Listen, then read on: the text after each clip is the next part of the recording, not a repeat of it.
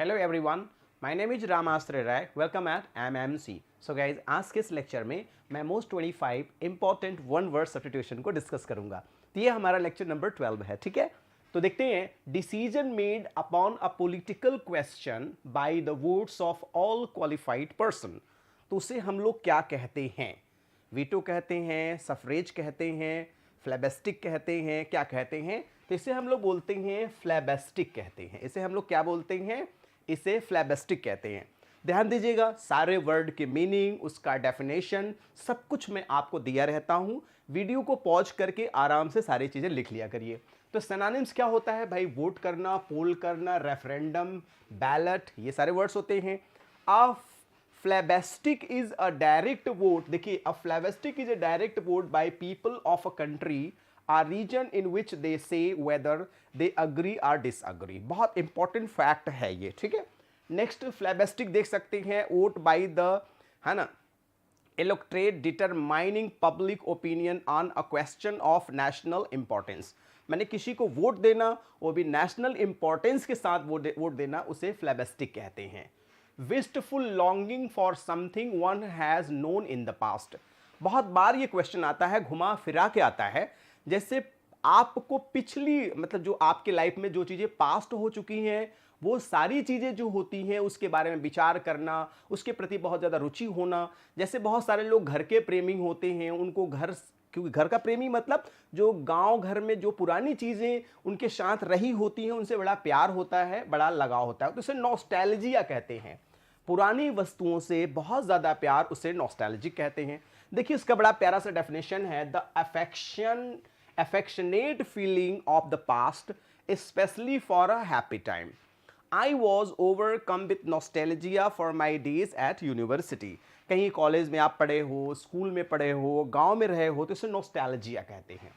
A person who is made to bear the blame due to others। ध्यान दीजिएगा, अक्सर आप लोगों ने सुना होगा बलि का बकरा, उसको इंग्लिश में कहते हैं स्केप गोट। मतलब गलती कोई और करता है और उस गलती का खामियाजा किसी और को भुगतना पड़ता है, ठीक है। तो इसे स्केपगोट कहते हैं, दूसरों की गलती के लिए दंडित व्यक्ति। शी वॉज शॉक्ड, यहां शॉक्ड होना चाहिए। She felt she had been made a scapegoat for all the companies loss. ठीक, देख सकते हैं ये गोट है, इसे ही बोला जाता है बलि का बकरा। और पूरा डेफिनेशन भी मैंने दे रखा है। If someone is made to scapegoat for something bad that has happened, people blame them or punish them for it, although it may not be their fault। व्यक्ति की गलती नहीं है, फिर भी उसके ऊपर गलती थोपा जाए, उसे स्केपगोट कहते हैं। Act of talking one's taking one's life.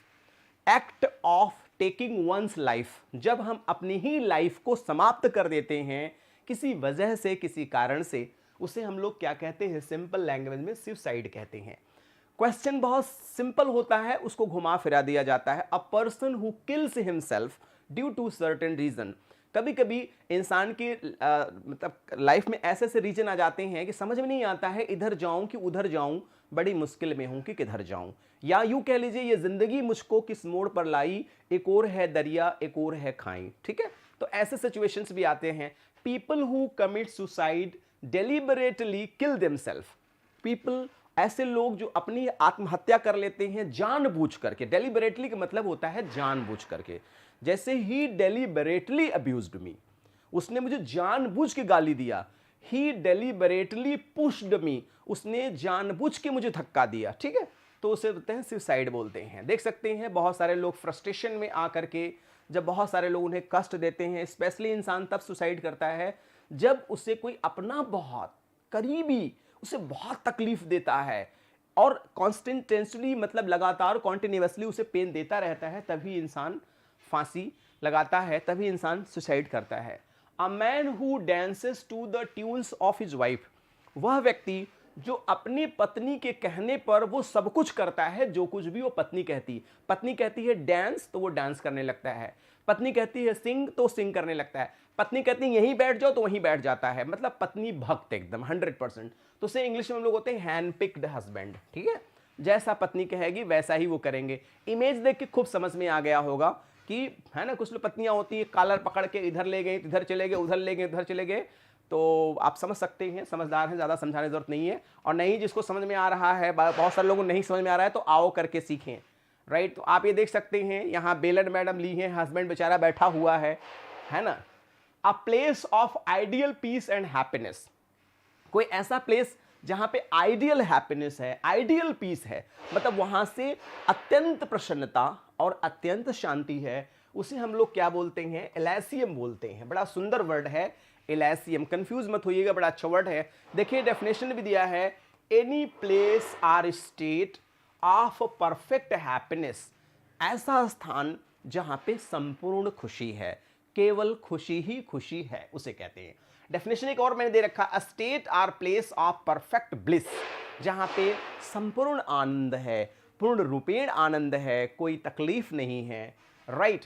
One who stairs people for personal political profit, वह व्यक्ति जो लोगों को उकसाता है केवल अपने ही तारीफ, अपने ही फायदे के लिए। जैसे बहुत सारे पॉलिटिकल नेता होते हैं, दूसरे नेता की कमियां केवल बताते हैं, इसलिए नहीं कि उनसे बहुत दिक्कत होती है, इसलिए कि वो पब्लिक को अपनी तरफ ध्यान खींचना चाहते हैं, तभी तो वोट मिलेगा, नहीं कैसे मिलेगा, ठीक।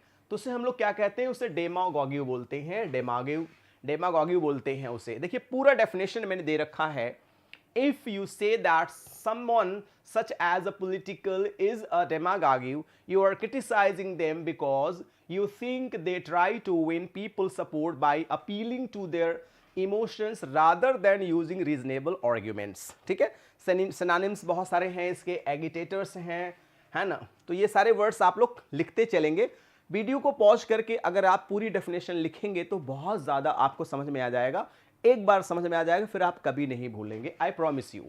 One who is honourably discharge from service, वह व्यक्ति जो पूरे सहसम्मान के साथ अपनी नौकरी से डिस्चार्ज होता है, उसे हम लोग क्या बोलते हैं, उसे हम बोलते हैं एमेरिटुअस बोलते हैं, एमेरिटुअस बोलते हैं उसे हम। देखिए ये भी है, emeritus is used with a professional title or indicate that the person bearing it has retired but keeps the title as an honor. Emeritus professor of physics, he will continue as a chairman emeritus, ठीक है। बड़े सम्मान के साथ जो retire होते हैं उसे एमेरिटुअस कहते हैं, ठीक है। नेक्स्ट है शाइनिंग, ब्रिलियंट एंड मैग्निफिकेंट, कोई चीज बहुत ही ज्यादा सुंदर हो, चमक रही हो, चमक धमक हो और बेहतरीन हो, तो उसे हम लोग क्या कहते हैं, उसे रेस्प्लेंडेंट कहते हैं, उसे हम लोग रेस्प्लेंडेंट कहते हैं। देखिए ढेर सारे डेफिनेशन हैं। इफ यू डिस्क्राइब समवन और something as resplendent, you mean that their appearance is, देखिए ये सेंटेंस यहां देखिएगा, you mean that their appearance is very impressive and expensive looking. जैसे कुछ कपड़े क्या होते हैं, बहुत ही सुंदर होते हैं, तो जो बहुत ही सुंदर होते हैं वो बहुत एक्सपेंसिव भी होते हैं नॉर्मली, ठीक है। तो you can see that image, synonyms brilliant, radiant, splendid, glorious, ठीक है। Today resplendent designer Banarasi lehengas are, है ना, replacing hazardous and gold embroidery, है ना, लहंगास। तो देख सकते हैं ये पूरा हिंदी में डेफिनेशन है प्रॉपरली। नेक्स्ट है cutting for stone in the bladder, जैसे बहुत सारे डॉक्टर्स क्या करते हैं, पेट के अंदर से मशीन के माध्यम से अंदर जो पेट में स्टोन होते हैं उसको काटते हैं, इसे बोलते हैं लिथोटॉमी बोलते हैं, उसे बोलते हैं लिथोटॉमी, याद रखिएगा। तो लिथोटॉमी मतलब the surgical removal of a calculus specially one in the urinary bladder. जैसे कुछ लोगों के यूरिनरी ब्लैडर में स्टोन्स हो जाते हैं तो उससे डॉक्टर्स ऑपरेट करते हैं या उसको अपने कुछ मशीन्स के माध्यम से उसको हटाते हैं, दैट इज कॉल्ड लिथोटॉमी।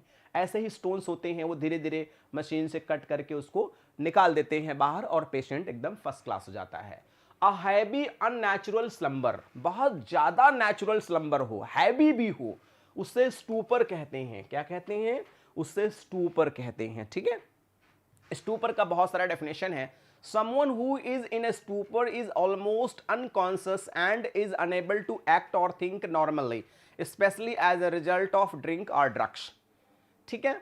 तो डेफिनेशन है state of mental dullness, loss of the senses, she was really stupor, जैसे एकाएक बेहोश हो जाना, बिल्कुल माइंड काम न करना, है ना, दर्द और पेन की वजह से, तो उसे स्टूपर कहते हैं, एकदम कोमा जैसी स्थिति में चले जाने को।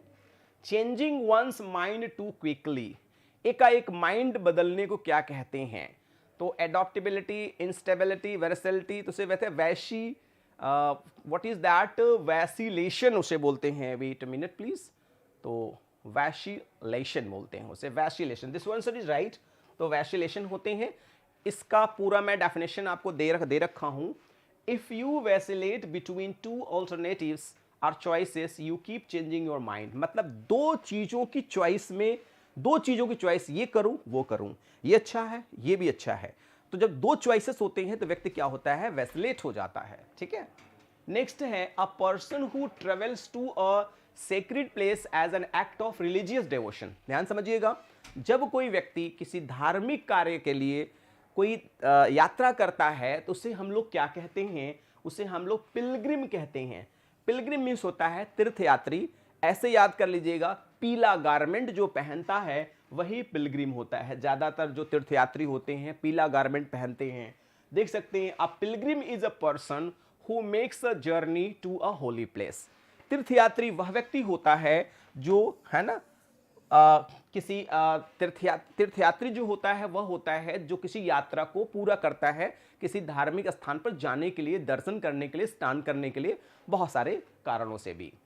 To do away with a rule, तो उसे हम लोग क्या कहते हैं, तो to do away with rule को एबोरोगेट कहते हैं। क्या कहते हैं, एबोरोगेट कहते हैं। डेफिनेशन को भी हम लोग देखेंगे। If someone is a position of authority abrogate something such as a law agreement, कोई ऐसा व्यक्ति जो पावर में हो और किसी नियम को बनाना और बिगाड़ना उसके हाथ में हो। ठीक है, देख सकते हैं, such as a law agreement or practices they put an end to it, उस चीज को खत्म करने की क्षमता, पावर, ताकत हो, उसे एब्रोगेट कहते हैं। देख सकते हैं, जैसे पॉलिटिकल पर्सनालिटीज होते हैं, इनके अंदर पावर होता है, किसी सेक्शन को, किसी धारा को वो हटा सकते हैं, किसी धारा को बढ़ा सकते हैं, किसी इंपॉर्टेंट मिशंस को वो रोक सकते हैं, किसी इंपॉर्टेंट मिशन को स्टार्ट कर सकते हैं, like that. One who talks very little, वह व्यक्ति जो बहुत कम बोलता है तो उसे इंट्रोवर्ट कहते हैं, और सिंपल लैंग्वेज में रिजर्व्ड कहते हैं। जितनी जरूरत केवल उतनी ही बात करने वाले को कहते हैं। if something is reserved for a particular person or purpose, it is a keep especially for that person or purpose। आरक्षित करना, बहुत सारे मीनिंग होते हैं, आप जानते हैं ये रिजर्व का। A person sharing responsibility for a political party, discipline and tactics, उसे क्या कहते हैं, whip कहते हैं। तो whip का मतलब दो होता है, एक तो चाबुक भी होता है और उसका एक पॉलिटिकल वर्ड भी है। देखिए, a whip is a long thin piece of leather or rope, तो एक तो जानते हैं चाबुक भी होता है। आप देखिए, पूरा डेफिनेशन मैंने दे दिया है। चाबुक, hunter, fasten to a, wait a minute please, fastened to a handle, it is used for the hitting animals or people. चाबुक जो है वो जानवरों के लिए भी यूज किया जाता था और इंसानों के लिए भी किया जाता था। पॉलिटिकल टर्म्स में भी इसका प्रयोग किया जाता है। ठीक है। Food which agrees with one's taste, मैंने फूड जो बहुत टेस्टी हो, खर्चीला भी हो, महंगा भी हो, उसे हम लोग क्या बोलते हैं, तो दैट इज प्लेटेबल बोलते हैं। हम लोग इसे प्लेटेबल बोलते हैं। प्लेटेबल वर्ड को पढ़ के बड़ा आश्चर्य होगा आपको। इफ यू डिस्क्राइब फूड और drink as palatable, you mean that it is tastes pleasant, बहुत टेस्टी हो, बहुत प्लेजेंट हो, और साथ साथ में महंगा भी हो। Flavouring and preservative and designed to make the food look more palatable, किसी भोजन को अच्छे से डिजाइन कर देना और सुंदर बना देना और बेहतर हो जाए। अरे प्लेटेबल मैंने प्लेट और टेबल हो, खाना अच्छा मिल जाए, ऐसे याद कर लीजिए। सिनोनिम्स, डेलिशियस, डेलिशियस तो आप जानते ही हैं, डेलीशियस नहीं, डेलिशियस होता है स्वादिष्ट, टेस्टी बताने की जरूरत नहीं है, डिशियस भी है, सवरी है, बहुत सारे मीनिंग्स हैं। सारे वर्ड को आप पढ़ते जाइए, लिखते जाइए, है ना, नॉलेज का कोई एंड नहीं है। Government by the representative of the people, जैसे democracy, government of people, for the people, by the people, आप जानते हैं डेमोक्रेसी का ये आपका एग्जांपल है। एक छोटा सा ये भी एक्सप्लेनेशन है, government by the representative of the people. Democracy is a political system in which people choose there government by voting for them in election. आप देख सकते हैं, ये भी एक बेहतरीन सा डेफिनेशन है that you can understand very easily. ठीक है। नेक्स्ट है informal business communication with a personal signature. तो उसे हम लोग क्या कहते हैं? तो उसे हम लोग बोलते हैं मेमोरेंडम बोलते हैं। जब कोई पॉलिटिकल पार्टी होता है तो बहुत सारे इंपॉर्टेंट फैक्ट्स को तैयार करता है, इंपॉर्टेंट चीज़ों को तैयार करता है और कहता है कि मैं इसी पे काम करूंगा। देख सकते हैं a written proposal or reminder.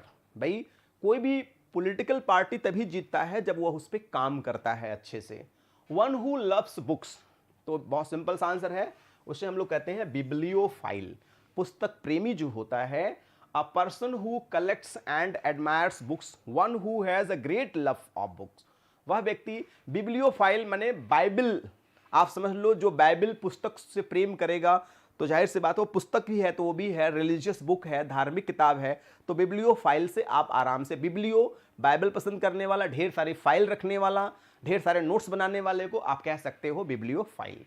One knowing everything, वह व्यक्ति जो सब कुछ जानता है। तो ओमनीशेंट होता है ना, गॉड नोज एवरीथिंग, है ना। ओमनीपोटेंट, सर्वशक्तिमान ईश्वर है ना। ओमनीपोटेंट, ओमनी प्रेजेंट, देखिए ध्यान दीजिएगा, ओमनी का मतलब क्या होता है?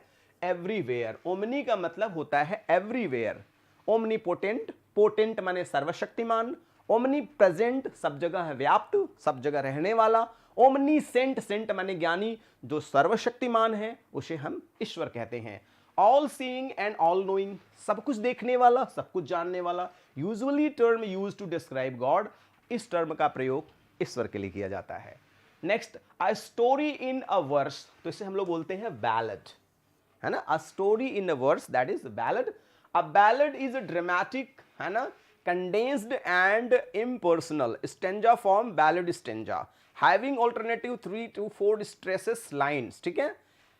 Ancient mariner, rime of ancient mariner, है ना, कॉलरिज का है। Plain or self evidence truth, तो उसे हम ट्रूइज्म बोलते हैं, सत्यवाद, जो सच हो और कहीं से भी कुछ गलत ना हो। स्वर, सामान्य सत्य, तो इसे हम लोग बोलते हैं एन ओबिवियस ट्रूथ, 100% सत्य, उसे हम लोग बोलते हैं truism. The list of courses at the meal of dishes that can be serve in a restaurant, तो उसे हम लोग बोलते हैं मेन्यू बोलते हैं। क्या बोलते हैं? उसे हम लोग मेन्यू बोलते हैं। In a restaurant or cafe, the menu is a list of the available meals and drinks. व्यंजन सूची, they order everything on the menu. ठीक है, जैसे बहुत सारे लोग रेस्टोरेंट में जाते हैं तो खाना वगैरह एक दूसरे के साथ शेयर करते हैं, मेन्यू देख करके कि हमें ये खाना है, वो खाना है, जो भी है। लास्ट वर्ड है parts of the country behind the coast of rival banks, river banks, मतलब कोई ऐसा एरिया, कोई ऐसा क्षेत्र जो पहाड़ों के पीछे हो, मतलब एकदम रिमोट हो, ज़्यादातर वहाँ उस जगह पे लोग ना जाते हों, तो उसे हिंटरलैंड कहते हैं। बड़ा सुंदर जगह होती है क्योंकि पहाड़ के पास होता है, तो हिंटरलैंड होता है। देख सकते हैं the remote or less developed parts of country, back country, मतलब ऐसा एरिया जहां बहुत लेस डेवलपमेंट रहा हो और पहाड़ों के आसपास हो, उसे हिंटरलैंड कहते हैं। देख सकते हैं ऐसा ही होता है, एक दो घर होते हैं, बड़ी ही सुंदर कहते हैं वहाँ का दृश्य होता है और बहुत ही अच्छा वहाँ की आबो हवा होती है, लोग बहुत प्रसन्न होते हैं उस एरिया में। तो गाइज आज के इस लेक्चर में मैंने मोस्ट 25 इंपॉर्टेंट वन वर्ड को डिस्कस किया। तो गाइज कुछ अच्छा लगता है तो प्लीज़ लाइक द वीडियो, नहीं अच्छा लगता है you can dislike the videos. One more request, please share this link to your friends, near dear and sweetheart one.